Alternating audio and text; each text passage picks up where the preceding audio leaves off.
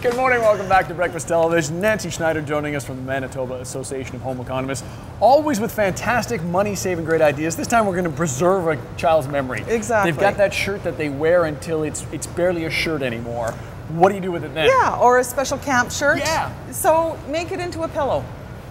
A nice travel size pillow. So any shirt. Okay. This one happened to have long sleeves. You can certainly use short sleeves as well. You just cut it along the seam, leaving the seam on the shirt. So we've got something to sew So I've done the one here. That Okay, you can want cut this one that. off? Sure. And you're just doing that so that you have less material to have to deal with when you're stitching things up. All right. Thank you, Nancy. See, it's why easier if you pull the material taut. Well, it's always good to have a grown-up, is what I was thinking. Well, and that's very true. Depending upon the age of your child, you may or may not want them to be cutting. I was genuinely surprised you didn't hand me the safety scissors. Well, once I saw you twirling them around, I debated whether I should have even let you touch the scissors. Probably a good idea.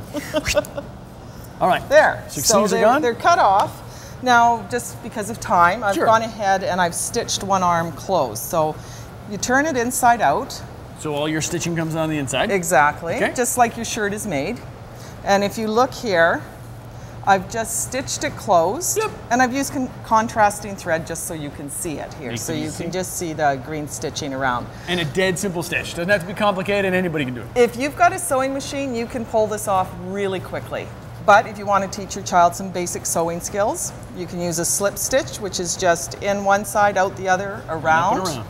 So you would do that on both sides. Okay. Now, pretend this is sewing. Oh, I like. And you would just close up your openings on your arms.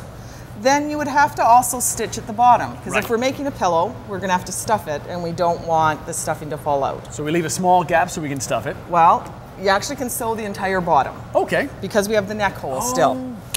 So that's why you're the expert.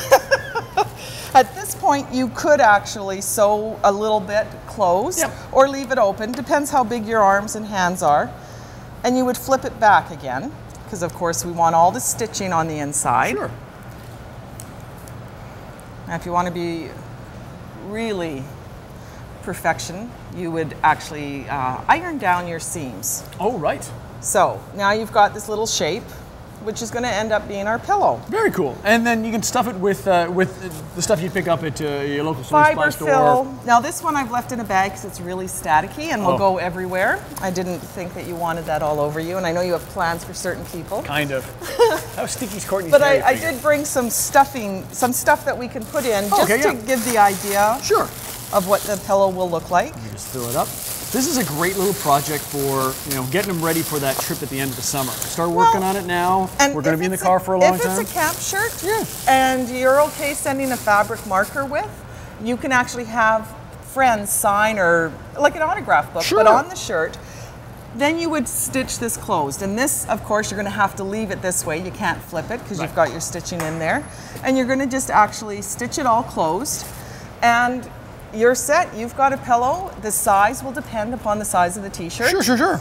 And you've got something to remember.